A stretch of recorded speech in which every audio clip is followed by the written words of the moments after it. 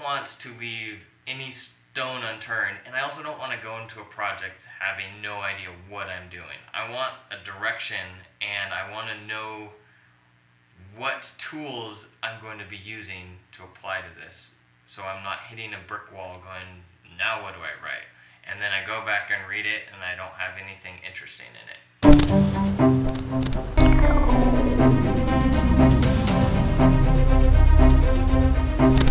That brings me to my next point. I create an outline. I'm always creating outlines, and some people like to do outlines, some people don't. Some people get really crazy on their outlines and go real into details, like this scene happens, then this scene happens, and then this scene happens, and then this one happens.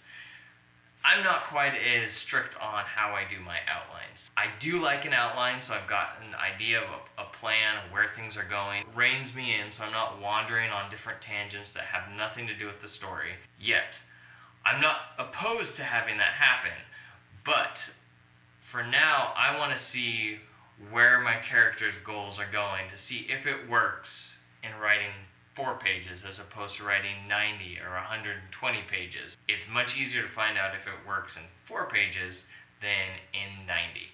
One thing that I don't know if you've seen, like John Truby or Blake Snyder and all these people, they have like, this has to happen at this point, and this has to happen at this point. And they start giving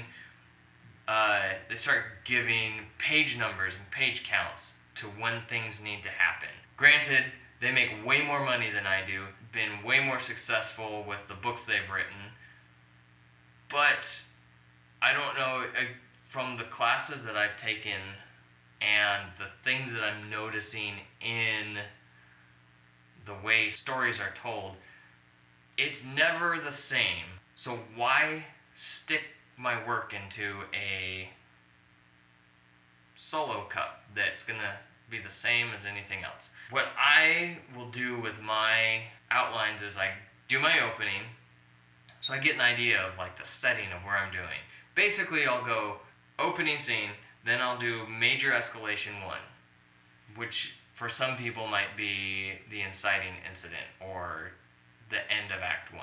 Sure, there's acts. I'm going to ignore acts for mine. I'm going to do opening, major escalation 1, major escalation 2, major escalation 3, and then it kind of trickles off from there, where you might see like the major ending crisis or the climax of the story where it all comes together, and then the conclusion. But my main idea is I don't want my openings to start and get really crazy and then get to the next bit of the story and like, well, now it's not as bad.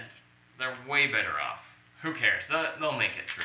I want you to watch it and then go, oh great, now what's going to happen? There's no way they're going to get out of this. And then it gets worse, and each time is getting worse and worse. I'm going with the idea of escalations rather than Act 1, Act 2, Act 3. Because when I get to Act 2, everyone claims it's so hard. But if I'm just writing to the next major escalation, I'm making things worse and worse and worse. I'm not worrying about, well, I have to introduce this, I have to have this moment where they become friends. And why do you want to watch a movie if you're sitting there watching it and you go, oh, now they're going to become friends, now they're going to be in a big chase, now they're going to have a crisis moment, everyone's going to turn against them. You're going to be watching the same movie every time you turn something on. Don't you want something different? So my outline's done. Before going into writing, I find my scenes, and a big part of my scenes is giving scene goals that are complementary to the overarching goal. But my scene goals, one character has a goal in the scene, and I figure that out, and then I find the protagonist in the scene, and I give them a goal, and then I even try and give all of my minor characters small goals. Then I start writing. Whoa, I missed a part. I also, after I've come up with my goals, I make a section for each one of my characters. And then I start creating escalations for each character. So, Joe Schmo, he's got his goal. I create an escalation list of things that will make it worse for him. After I've created this escalation list, I go to the next character, do the same thing, and I'll try and do more than 15 for a scene, maybe 15, 20 escalations. Just hammer them out. If you can do 50, do 50 or more. It's only going to make your escalations get better or get rid of all the bad ones so you find the good ones. After I've created my escalation list, I then try and reorder each character's escalations in order of severity. So the easiest or the most severe escalation I put first, and then the most extreme escalation I put last. Then I start writing. Right. So I've got my goals and I just start writing. I don't know where I'm going. I just start right away. And as I'm writing, I might get to a spot that goes, okay, I need to know what this character's goal is. Jump over to my list, see what the goal is. I'll define the goal as soon as I possibly can within the scene so that it works. Then I'll write some more, and then I'll realize this is getting boring. I don't know what's going to happen next. Jump back, look at my escalation list, see which one's the first one. If it works for the scene, go toss it in. Like, this is crazy. And then I just keep adding my escalations. If one character's escalation isn't quite working, jump to the other character and make that escalate. You need, or at least I'm attempting, to make my characters have things happen worse for both of them. So it's not like one is sitting back riding the free ride, but things are getting terrible for both characters, and you're wondering what's each person gonna do. That's why there's escalations for each one of the characters.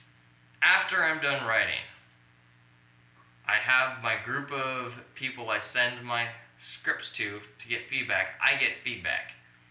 Find out what's working for them, what's not. If they even understand the world that I'm creating, if they understand what I'm writing, if the story I'm telling is the same story they're reading. Find out all of the flaws. Then, with their notes, I go back and I rewrite again. And granted, I will do a few rewrites before I send it out, so I can make sure I'm not missing anything, not wasting their time. But the idea is get feedback, and with that feedback, go back and rewrite. Do your work, and then send it out again to see if your adjustments have been fixed. And repeat. That is my process in a nutshell, maybe a long nutshell, but hopefully it might help you in writing your screenplay or any other project you might be working on. I would love to know your process. Share with me in the comments below what your process is, or things that I mentioned that may help you, or how you're going about doing your writing. Love to hear what you've got to say. I'm not an expert. I'm learning as I'm going, with a few tools in my pocket. You can't see my pockets, but I got them in there. Thanks for liking and sharing this video and subscribing to my channel. I mean, why not? What do you got to lose? Nothing, really. You won't lose anything. You may gain some knowledge, or laugh, or not.